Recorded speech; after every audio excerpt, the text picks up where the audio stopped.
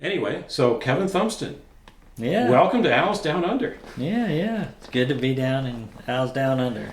The ambiance is something to behold in the basements of Lexington, South Carolina. Yeah, I was just telling my staff worker just the same. I was like, yeah, I'm going to this, and I have to take pictures of his downstairs for you.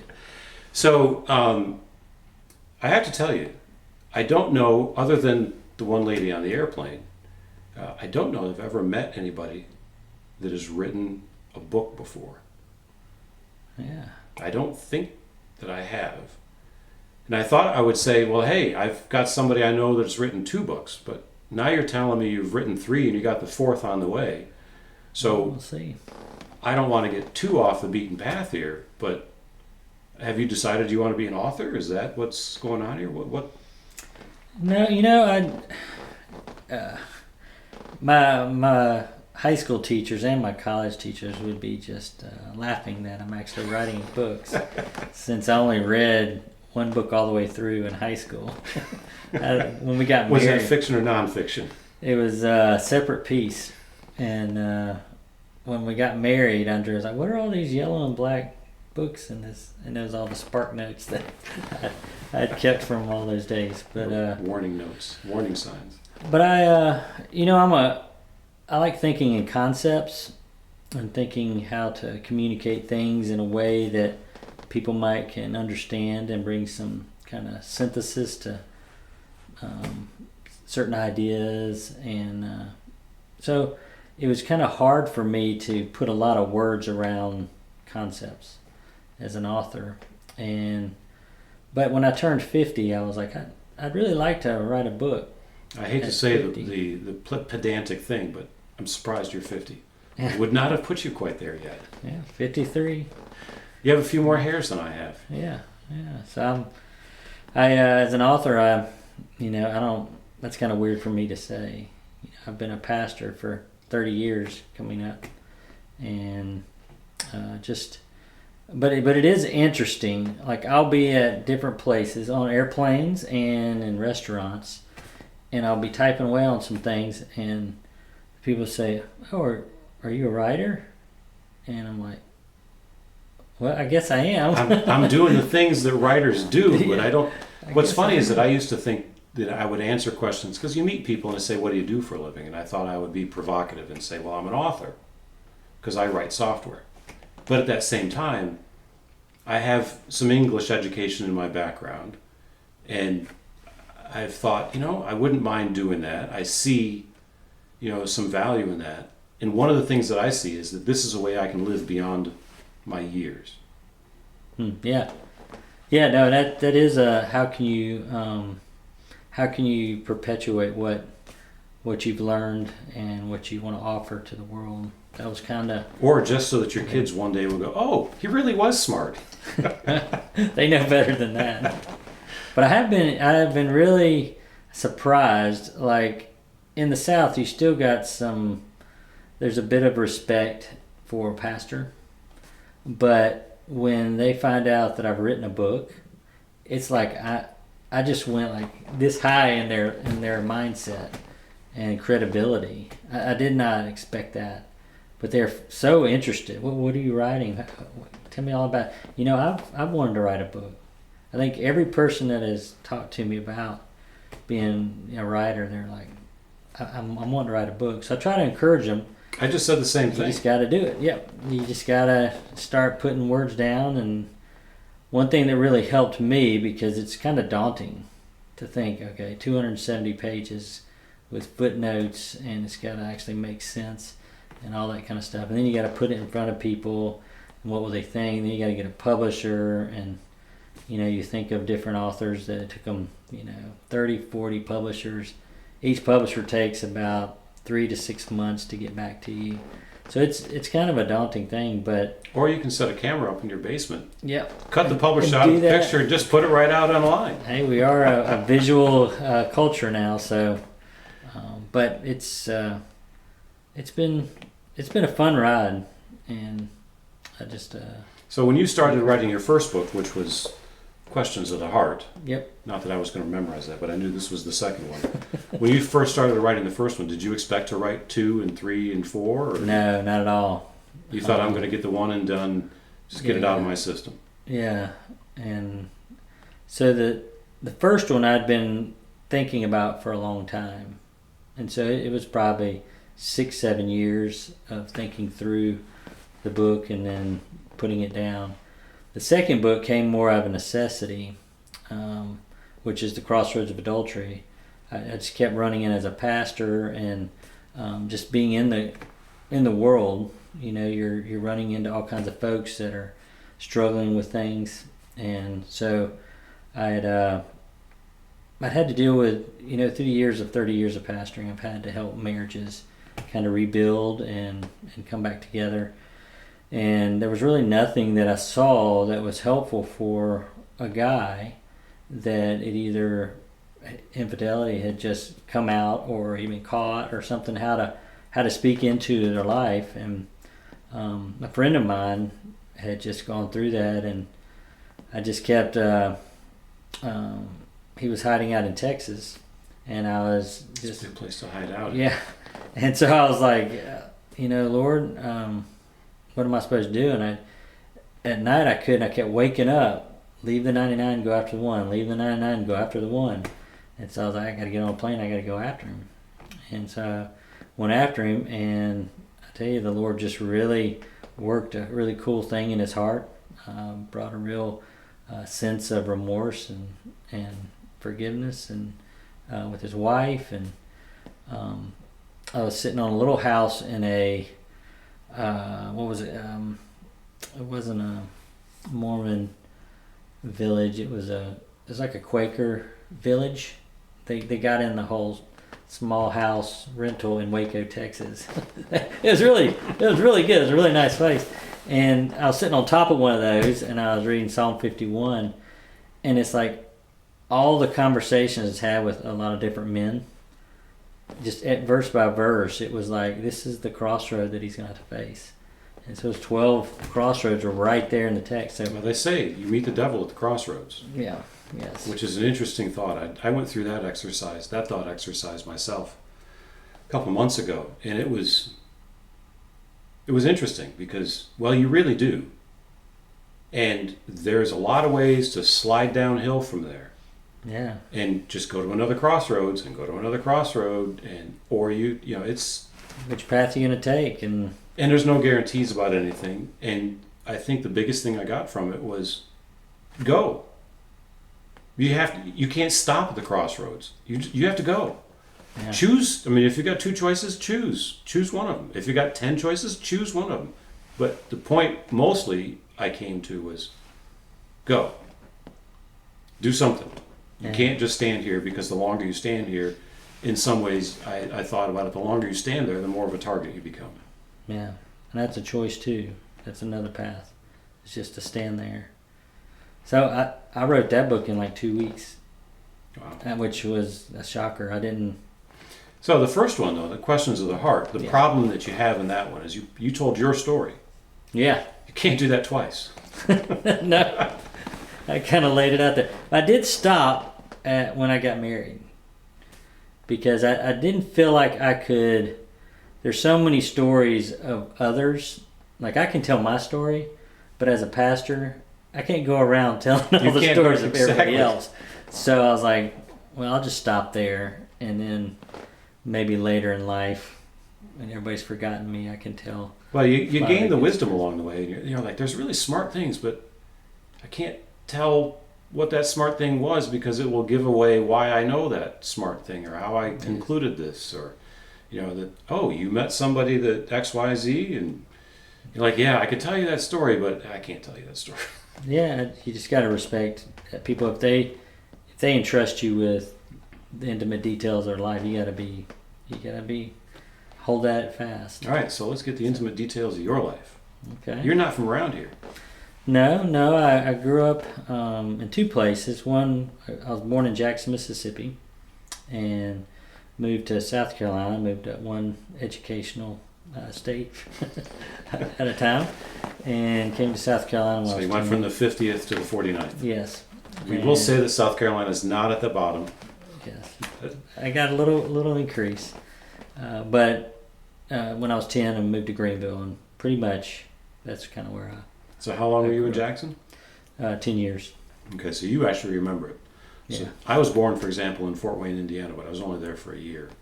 So I don't remember any of that. So even though I might tell somebody I'm a Hoosier, I have nothing I can identify by it. And I didn't think anything of my upbringing up in New York until ultimately I got here and I found out I was a Yankee. Mm. And then I shortly thereafter found out I'm a damn Yankee. But it is one of the things I like about Lexington, is that they quickly identified me as a damn Yankee, but they like me anyway. Yeah. They're not kicking me out, which At I least kind of as like. far as you know. Yes. You're here. I don't know. Are you? What exactly is the reason that you're here? Are you a forward reconnaissance mission? Yeah. But have you seen South Carolina change? What's been your experience with the South Carolina mentality or personality or character or whatever? Yeah. I see South Carolina is somewhat distinct. And even within Lexington, I see a lot of really, really great people. Mm-hmm. And, I see a lot of wooden walls that are nondescript, but the people that I've met next to these walls have been a different class of people that I haven't necessarily met elsewhere. Yeah, no, I've really, that's why we've stayed as long as we have.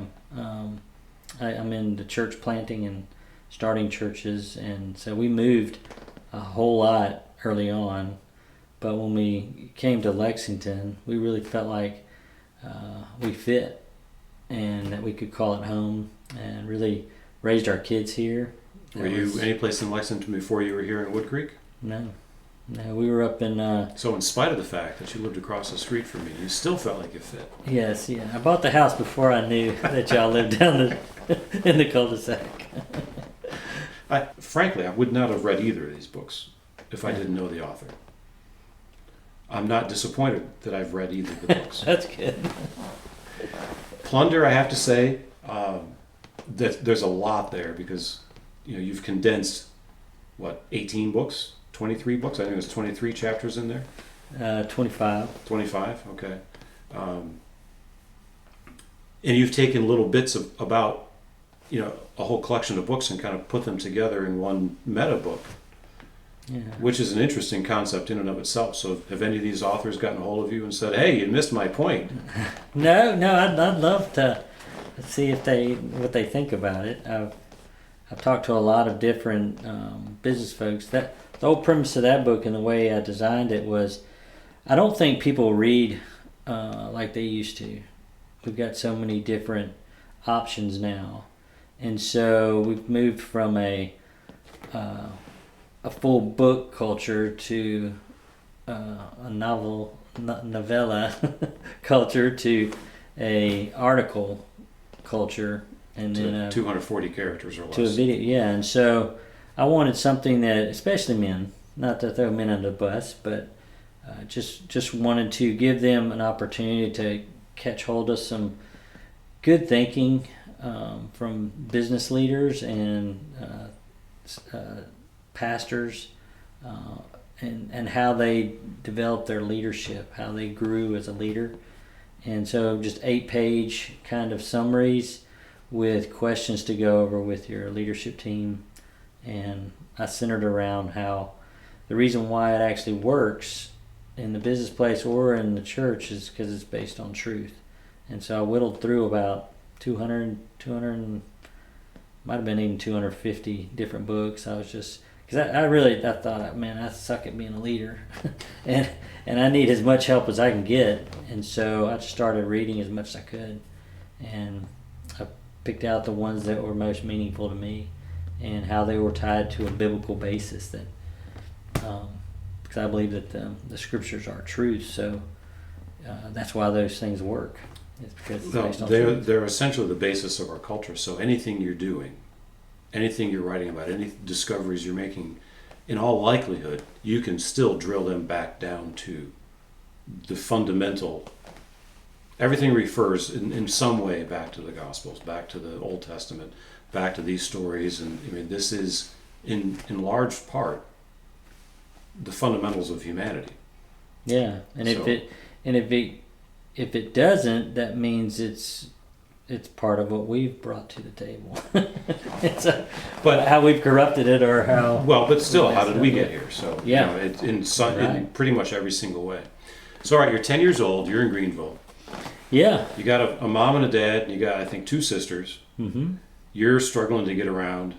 Yeah. You become a fish, Yeah. not like the Olympic, the incredible Mr. Olympic, Don Knotts, as the Okay. not that kind of fish. You didn't turn into an actual cartoon fish, but you took up swimming basically as a physical activity to be able to get along. But at some point, you overcame your struggles as a child, and you started getting a job someplace. What was the first job you had? Oh boy, that was. I was a DMO, and I thought, wow, that's a great job title. What is a DMO? Dish machine operator.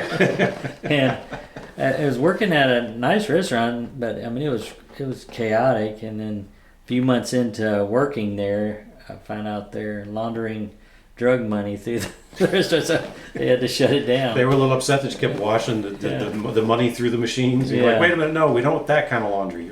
I tried to get my friends to come and work with me, but it was too crazy for them. They didn't like messing with all the dishes and everything. So, what attracted you as an employee to this restaurant where they were funneling drug money through there?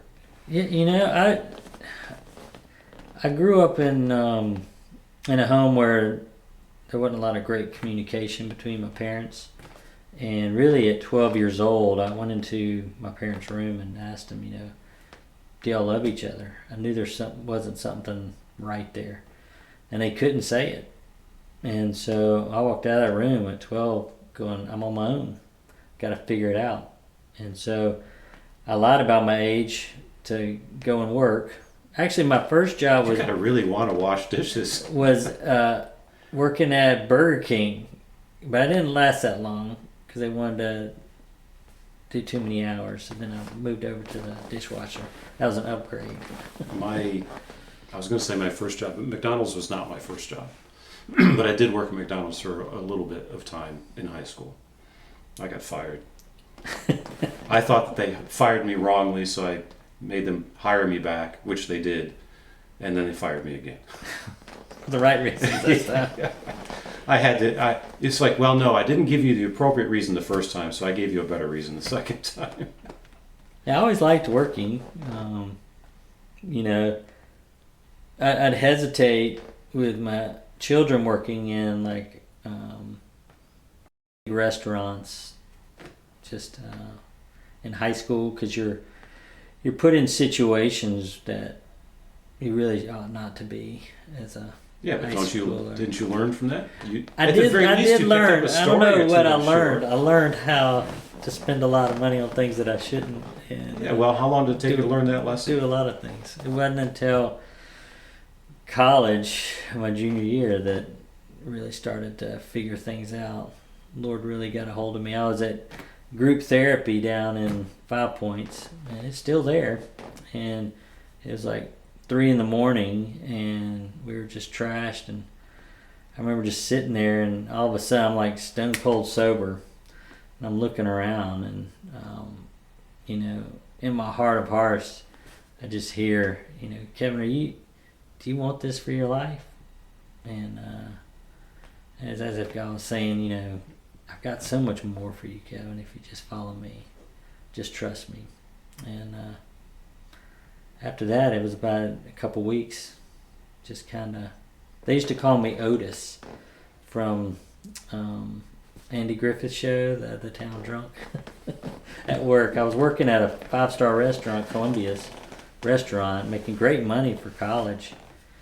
And I go in the day after that the Lord got a hold of me, and then they really thought I was on some drugs. I'm not sure that when you're 20 that you want to have the nickname of Otis, of being the out-of-town drunk old guy. Yeah, I know. That's a long way to go from 12 or 13-year-olds lying about your age in a restaurant to wash dishes, of all things, to make 25 cents an hour if you're lucky, to I'm in college working on a business degree, gonna rule the world, but still be Otis. Yeah, I trained well. And so what was job number 3? What'd you do after the dishwashing? Oh, I worked in restaurants most of all through high school. A Mexican restaurant, and I didn't want to be at home, and so I got to work. I made money, and then I had the ability to do kind of what I wanted to do. After my parents got divorced, which I had sensed earlier that was probably going to happen, I pretty much did whatever I wanted, which was not a good thing. I was kind of the gray sheep of the family. I have a white sheep sister and a black sheep sister, and are they both older than you? Yeah. And so one did everything right. You were able to look ahead and say, okay, I see what this one did and I see what that one did. I need to do something a little bit different.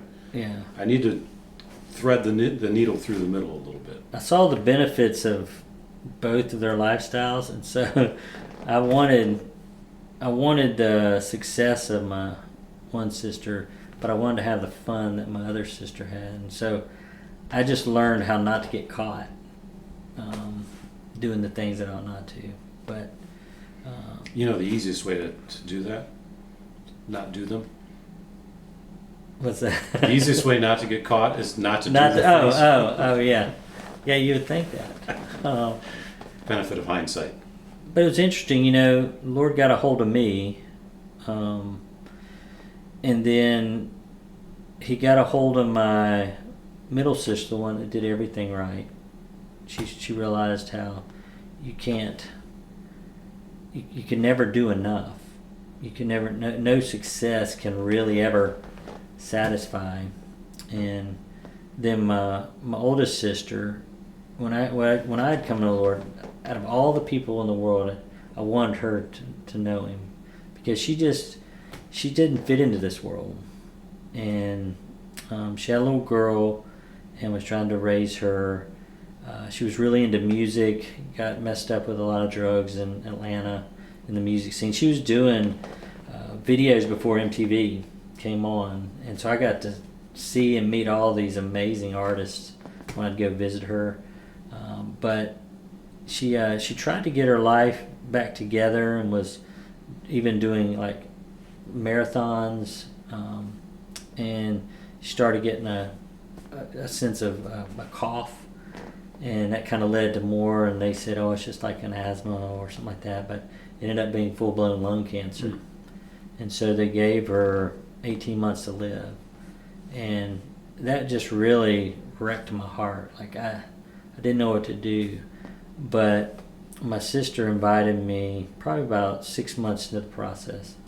She invited me to come to a little Methodist church that she said, I'd like you to go to service with me.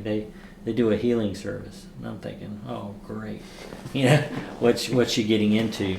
But I went to the service, and at the end of the message and everything, then they brought all the terminally ill that were there. It was just a sweet community.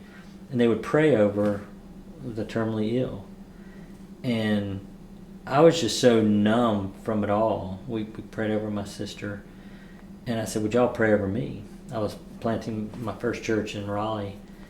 And so they lay hands on me and they start to pray. And then all of a sudden I feel this hand on my shoulder, and it's my sister.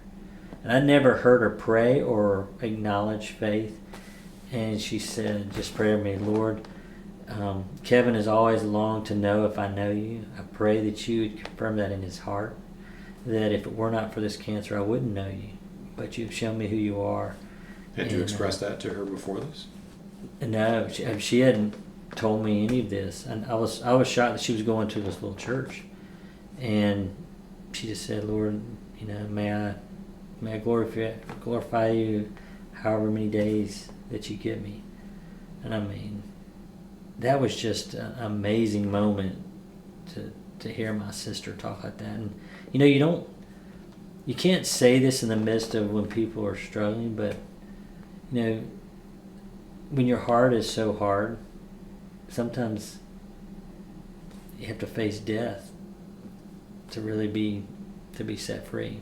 Well, I think I completely agree with that. And I think there's a lot of people that have not faced, recognized, admitted death. They certainly haven't reconciled it. And I don't think you can live until you recognize and reconcile your death. Yeah. It's not that you have to die first, but it's hard to live, I think, until you know that what you have is a precious commodity. Yeah, your finiteness, your frailty. Right. You gotta come to grips with that. And yeah, we're not invincible. I think that's been exposed a lot over the last few years with COVID, where there's a lot of people that just behave in a way that I find surprising. And when I think about it, in almost every case, if I apply to it the pattern of, do I think that they've reconciled their own death? Do I think that they have accepted, and not just accepted, but embraced their own mortality? If they haven't, would they be behaving this way? Or if they have, would they behave this way? And more often than not, I come to the same conclusion that, well, they haven't. And they're acting out of fear. And, I was thinking about this earlier today, about riches and gathering your riches, because I was thinking about talking to you and... Because I'm such a rich man. Yes. About tens and tens of... Well, but still, I mean, you've sold at least 3 or 4 books, I'm sure. You've got one. And I bought them, too. Hey. No, but it's, you gather up your riches in heaven. Yeah. And that was the thought that came to me when I was thinking about this earlier today, is, if you're pursuing all your riches here, and I don't mean to preach, but if that's your focus, and you're going to say, and I need to live as long as I can to experience these, to get the most out of this pile of money or gold or whatever that I've put together, then you might meet somebody else who has nothing and who says, well, I couldn't be richer. I have saved up all my riches in heaven, and when I get there, they'll be there. So in the meantime, I'm free to have a good time. I'm free to do whatever it is I want to do. I'm free to take advantage of whatever comes my way. It's very freeing. Yeah, it frees you to be generous, right? And to be, not just with your stuff, but just with who you are, and to give yourself away. I think it was Amy Carmichael. She was a missionary, and she said, for Americans, I don't think suffering is dying for your faith. It's letting God choose your friends, and that you give yourself away to people that don't necessarily, have anything to give back to you. You're not using them to build yourself, but that you're giving yourself away so that you can bless them, encourage them, be a real encouragement in their lives. But that takes your time. It takes your relational capacity, your emotions, all that kind of stuff. But that's always stuck with me, that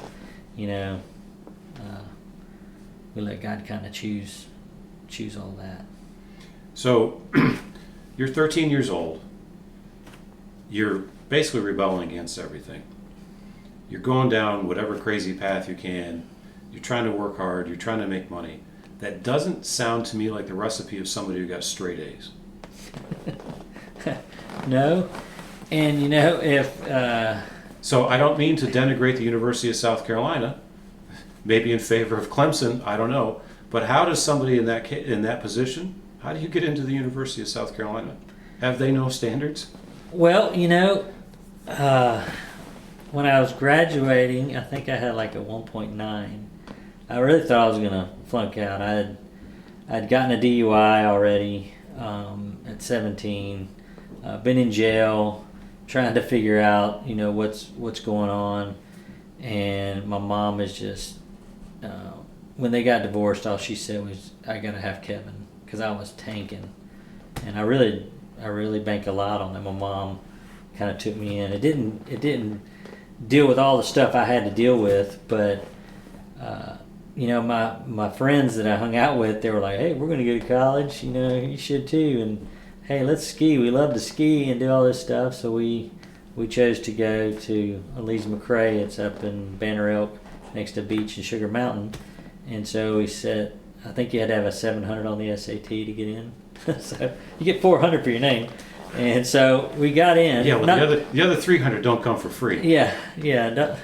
I at least inherited some of the smarts of my sister's side, the golden child, and so I could pull it off. You're one of these kids who was naturally smart, bored in school probably more than anything else. Well, I wouldn't go that far. I could hold my own, and so we went and we skied and had a blast. But boy, there's some strange things going up in the mountains.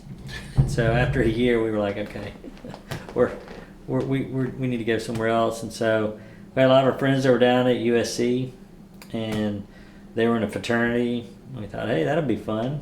So I didn't go to college thinking like a degree or to learn something. It was just a new adventure. It was just it was just the next thing to kind of get my pleasure and everything else and have a good time. I had I would say went somewhat on a similar path. I did just what the waters seemed to drive me toward. Yeah, I went with the have flow. A plan. I was told, from a young age, oh, you're going to get whatever grades you can. You're going to go to college. You're going to have a job. You're going to build a career. You're going to work for 30 or 40 years. You're going to retire, and then you're going to die. And this whole plan is put out in front of you for a lot of American kids. And I'm from, my family stepped off the boat into Plymouth in Massachusetts. I'm not sure if I do think there's somebody back in the past that actually was on the Mayflower, but let's just say that's a family story anyway. Mine was Wells wagon makers, and they came over to Pittsburgh to work in the steel with the trains and all that. And then, but there's a certain set of expectations that comes with that. Yeah. The other side was Australia, so we had a bunch of criminals. Yeah. Not that Australians are bad. I'm just saying, I think that's what they sent a lot over to Australia early in the days. Yeah, no, understood. But so it was just a matter of just following along with things, and it really wasn't until very recently where I came to recognize that that's been my whole life. It's just been following the flow, just going along with the current for things, and doing what's kind of expected, and it's not rewarding. Yeah, it's not. I mean, you can have fun doing certain things, but when you wake up one day and you realize, well, wait a minute, this is a precious commodity. And you know what? I'd like to have some fun. And what came to me more than anything else was that, surprise of all things to me, I'm a people person, and I like to talk to people. I like to interact with people. I like to have social exposure or whatever. Yet I'm as shy as can be, I always say, but maybe I'm just no good at it. But so still, with a 1.9 GPA, the university still brought you in. Yeah, and I actually didn't do too bad, but I was still, purpose was really what I was trying to figure out when everything came to a head my junior year. I wanted to be in international business, but that was all, just I want to make as much money as I could. And would I have ever finished? I don't know. I don't think I'm that smart to get through the international business school. It was number one for many, many years. But it was when the Lord got a hold of me, that was the real thing of, like, I really finally had a purpose that was bigger than my own pleasure or my own ego. That it was a purpose that was a whole different kingdom. I wasn't on the throne. And so it was really purpose that got a hold of me. And started, I was like, what am I going to do? Who am I? That question of not so much what career can I do, or it was who am I and what does that mean, and how can I really make a difference in this world. And so I was sitting in I'll never forget, I was sitting in my finance class and going, oh, I don't want to do this the rest of my life. So I went to my counselor and I said, what can I change my major to get out of here the fastest and not be able to get a job? Because I'd already sensed that I was probably called to ministry or something like that. I knew if I had landed a good job, I might deter out of it if I could make money.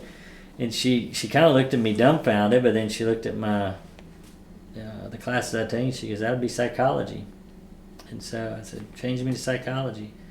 And I think I got a 4.0 ever since then. Once I started getting purpose, I actually. So you got a psychology degree? Yeah, got a psychology degree.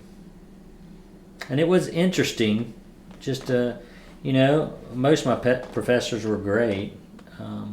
Some of them had a very different value and philosophical position than I did now as a believer in looking at Scripture. And I mean, one of my first classes that I had to stand up and challenge it was a family and marriage class. And I was in the class, and the first project we had to do was to write out our greatest sexual fantasy. And I thought, what kind of... How great does it need to be? What do you mean by great? And I just stood up and said, hey, dude, I'm a Christian now, and it's about 300 students. And I said, I'm doing everything I can to get those things out of my head. I'm not going to write about it. And he said, well, then you write why you won't write it. And I think I got a C in the class because I had to stand up on a few things.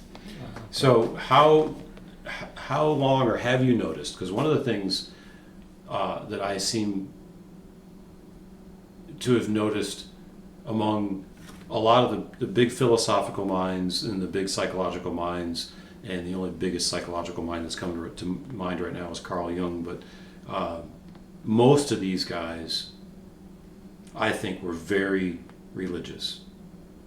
Mm-hmm. And as much as anything, they were exploring the human mind not from a religious perspective, but to recognize what that does for you, how it solidifies you, or how it causes you to think in certain ways, or if you're out of sync with things, how this manifests itself in your life. Yeah. Did you notice the same thing at that time, or?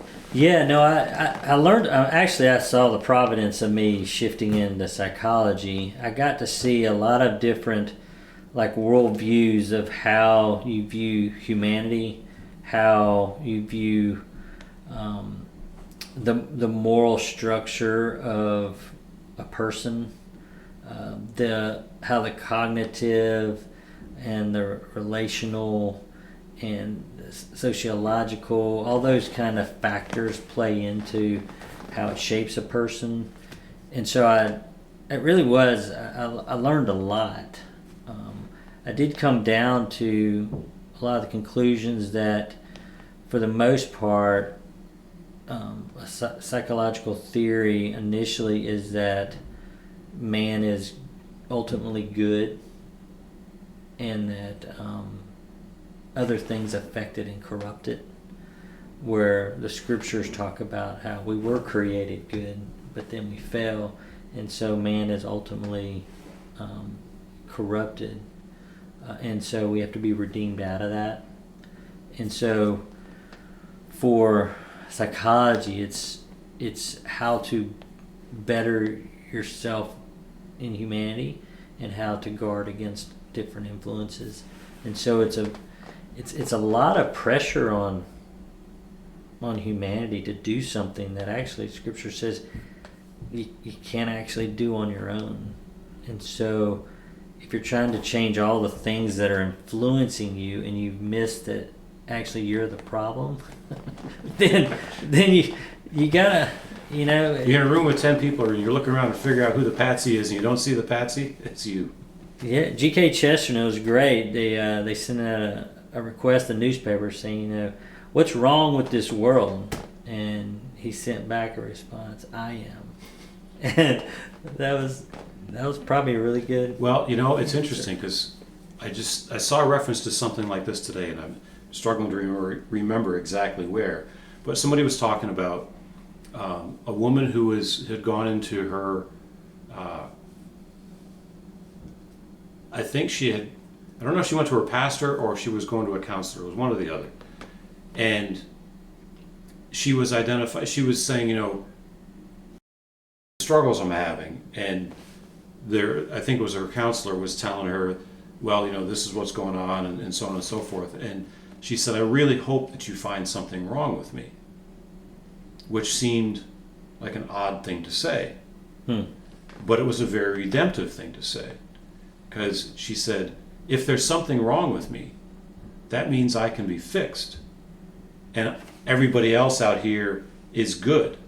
And there is good that can be found in everybody else out there because they might have the same problems.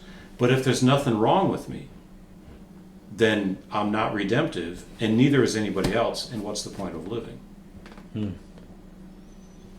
Yeah, I've come across all kinds of interesting scenarios. I was down in Panama City Beach, and you'd mentioned that I had struggles as a child. I was born with spinal bifida, as I mentioned. Wasn't supposed to walk. Had to kind of grow up with that identity of you're defective, something's wrong with you, you're not like everybody else.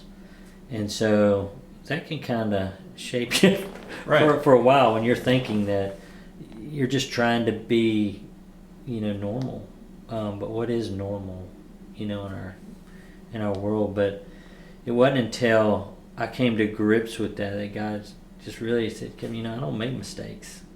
And so I've shaped you with the way Psalm 139 says, I've made you fearfully and wonderfully. And so when I came to grips with that, I put aside trying to change that and to see, well, God, if you did make me different, how can I use that for your glory? And I hadn't talked to anybody really about the whole spinal bifida and the effects. And I was with a bunch of college students at a summer missions thing, and told my roommates, and they embraced me. All that fear that I had, would people accept me and stuff like that.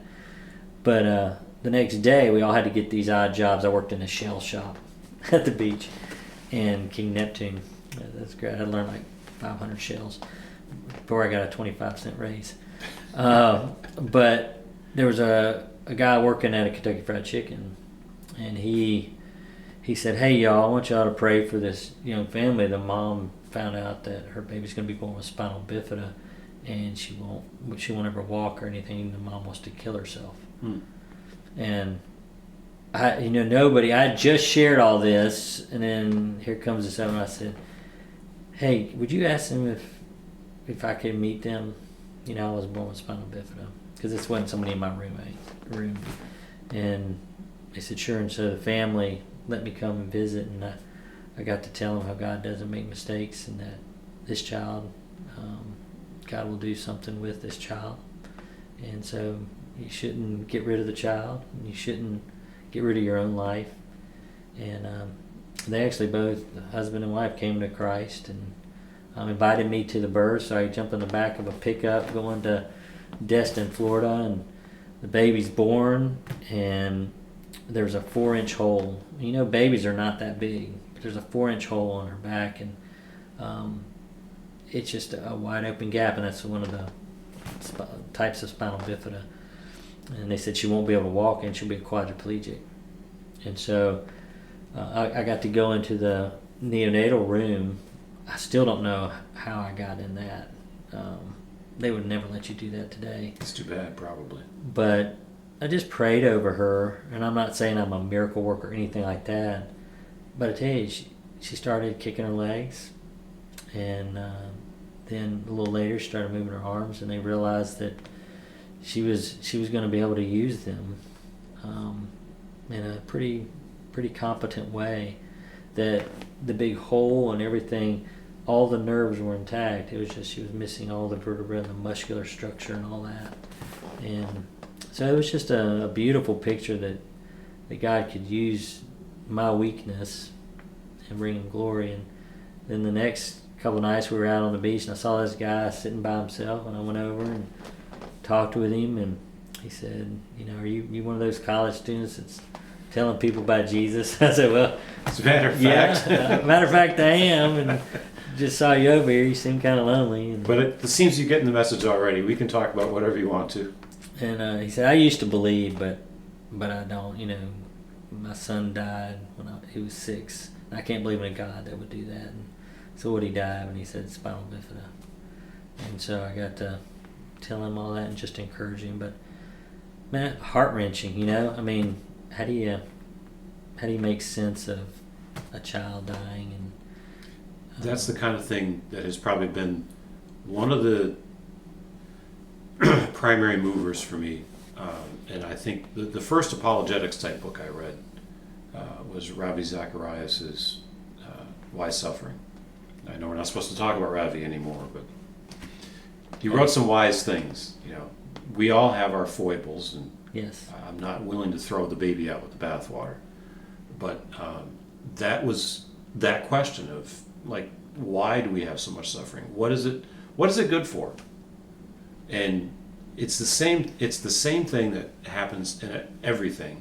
You recognize in order to have good, there has to be bad, otherwise there is no good. You have to have death, otherwise there is no life. I mean, what would life be like if we never died? I mean, if you never aged, at what age would you stop? I mean, do you start, you come out of the womb as an adult and then never age? I mean, if you're never going to die, do you just keep getting older and older, but your skin stays healthy? What is that even? I mean, I don't even know how that would be, but it would be boring. If you thought that you were never going to die, and you never had to die, what would be the motivation to go do anything? I mean, why go get dinner?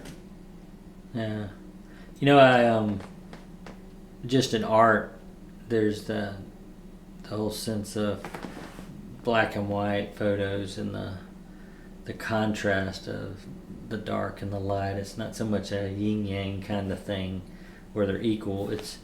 There's a to emphasize the light, the dark contours it and shows it, and so it's even negative space is used to actually emphasize that which is meaningful. And so I think there's purpose in all of it. Yeah, and without sadness, you could never experience joy. Yeah. How would you know if it was joyful if you didn't know what sadness was? And how sad would that be that you never got to experience joy? Yeah. And it's when you start down that rabbit hole, and it's a deep rabbit hole. Yeah, no, that's one of the biggest you start finding complaints about Christianity. How could God allow so much suffering? And so you got to kind of walk through that. Yeah, and it's not so much that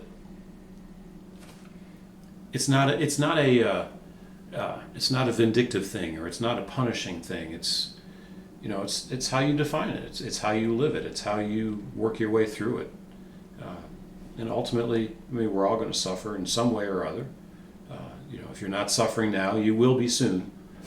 Either coming out of suffering, about to start it. But and we all have our type of suffering, and so some have tremendous suffering. But and you see suffering is suffering. Right. It doesn't matter. And I look at it and think, there's no way I could go through such and such a thing. And I'm glad there but for the grace of God go I. And fortunately, I don't have to deal with whatever the issues are that different people suffer from. But they get through it. Yeah. Everybody gets through it. And there are times when they're fine, they're happy, they still get to experience joy. And ultimately, all of us get to have the same experiences. It's all coming around. Well, and sometimes you don't get through it, and how do you find hope? Even ultimately you're going to die. So yeah, and this is just a mist, our life here, and so how do you prepare yourself for what is to come? And I was talking with someone, and that's what it's one of the hardest things about being a pastor, but it's also one of the greatest privileges as people tell you the tattered pages of their story. I mean, it can be heart-wrenching, but to walk with people is such an honor in through the suffering.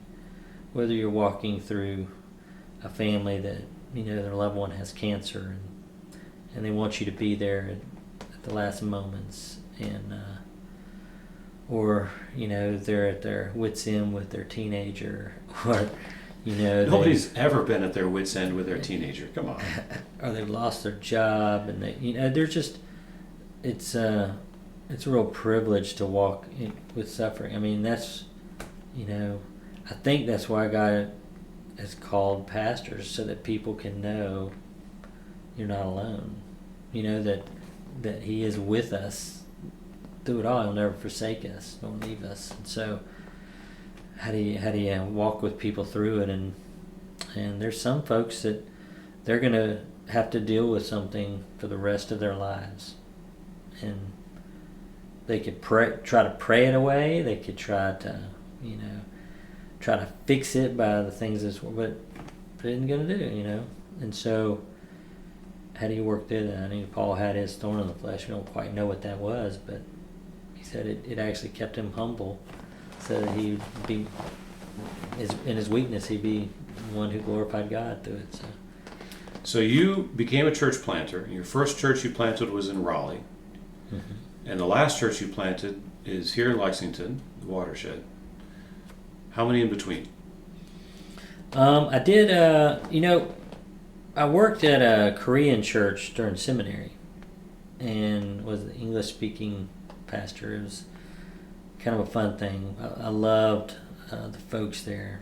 Just amazing. We've kept up. I've done a lot of weddings, Korean weddings, which are really fun. But it gave me the bug of how do you help start things. I love starting things. Maintaining them, I struggle. But you've been there with the Watershed for what, 7, 8 years now? 11. Has it been 11 years? Yeah. They gave me a 10-year anniversary, and it was the 11th year. They figured it out the day of. I was like, we'll go with it. All right, so the congregation at the Watershed's not the brightest math group. Their counting skills are a little But off. I love them. So I did plant a church in Raleigh, and was part of a group that started campus ministries as well at UNC, NC State, and Duke, and church plants around the Triangle area, and that was really good. But we focused a lot on mercy. It's called Christ Our Comfort, and we saw a lot of really cool things happen. That God just opened the doors with racial reconciliation, and working in government housing, working with addiction, working with boarding houses, education stuff. It was really cool how to really involve and try to be a part of transforming a culture that a lot of people don't like to deal with. But I kind of had a savior complex, like it was up to me, and I can't carry that. I'm a lousy savior. And so I got really burned out. Do you think you felt like you were the savior, or that you were willing to step into that role? You felt like you could step into it, that you could take it on. Yeah. Maybe that wasn't what you were, but you could certainly do it. Yeah, I wasn't thinking I was Jesus or anything like that. Yeah. Or, I mean, I've done similar things. I spoke up at a homeowners association meeting, back in Florida where I was living, when they were doing officer nominations, and I said something stupid, like, if no one else wants to be president, I suppose you can nominate me for it. Thinking, of course, that there would be other nominations and that the other person would get elected to it. Yeah. A week later, I was the president of the association. Yes. Like, be careful what you step up for, because you might do it.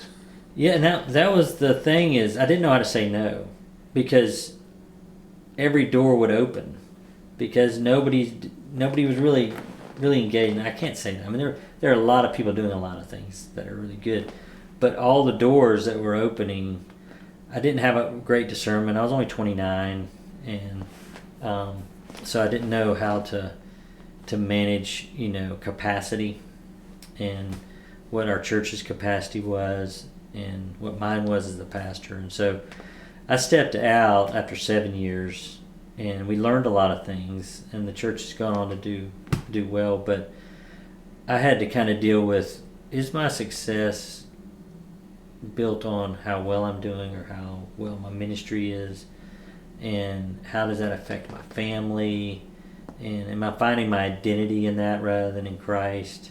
And so really walked through that and thought I should just do mercy ministry, that maybe I was a lousy church planter.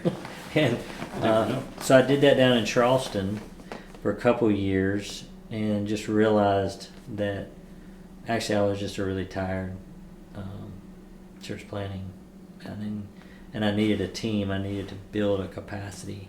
And so I started working in the marketplace, thought about a church plant in North Charleston, and I was working with a Macintosh servicing and sales company here in Columbia, and doing their educational and business-to-business sales. And because most of the pastors in North Charleston were African American, and they were bivocational, so I didn't want to be any different. So I wanted to be bivocational and come alongside these brothers.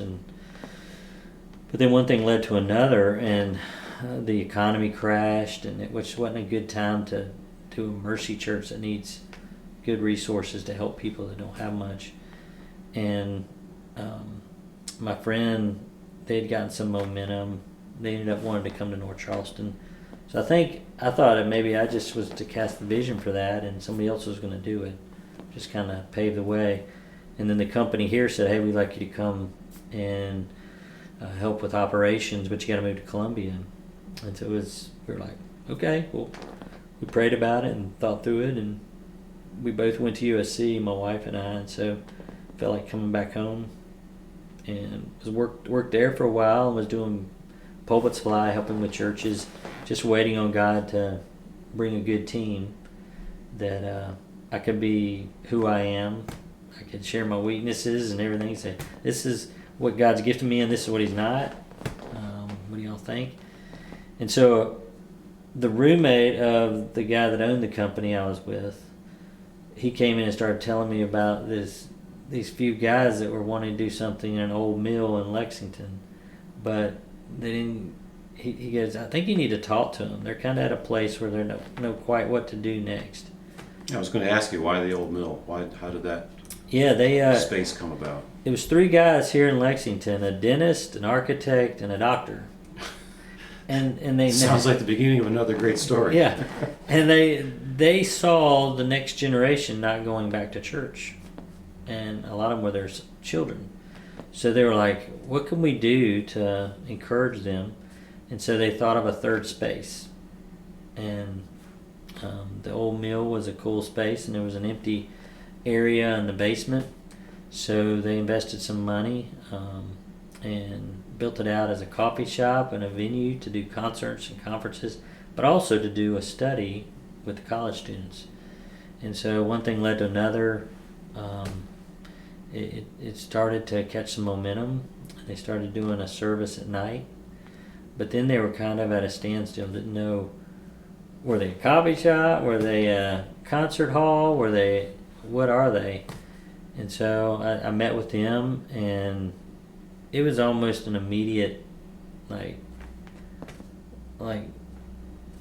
we had the same vision. We had the same, I don't know, it's just a really cool. I was like, well, God, is this what you want me to do? And they said, do you think we could be a church? And so we kind of had to put the cart behind the horse and kind of remission the whole thing. But we became a church plant, and they said, we think you're supposed to plant it. And I said, I think I am too. We had a couple other calls that we had to say no to, and so we ended up doing that. How big is the congregation there now? We're about 200 folks, and we're folks, that we wanted to be a place that people that could bring their friends. that had questions, and even the name Watershed. It's a quote from Francis Schaeffer, a theologian that in Switzerland he was looking. He started a thing called the L'Abri, a shelter, and it was a place where people could come and ask all their questions and think through life. And he saw a mountain ridge where it was snow capped, and he thought it was just a unity, but he started to think when the snow melts, this half of the water goes into the North Sea and half of it goes into the Mediterranean. And he said, I always want to be at that point of a watershed, that small differences, small conversations have eternal consequences. And so we really wanted Watershed to be a place where people could have conversations about what matters most in life, help them kind of make those decisions. And so we're still around. That's what I'm thankful we're still around. A lot of churches have tried to start and they're not here anymore during the time we've been here. And so we're just one of many. Well, Kevin, that's a great thought. I think it's a great place to end. I like the idea of small conversations having large consequences. Yes. Maybe this will be one of them. I hope so. It's great to have you. Yeah. Thanks, Alan. All right, thanks.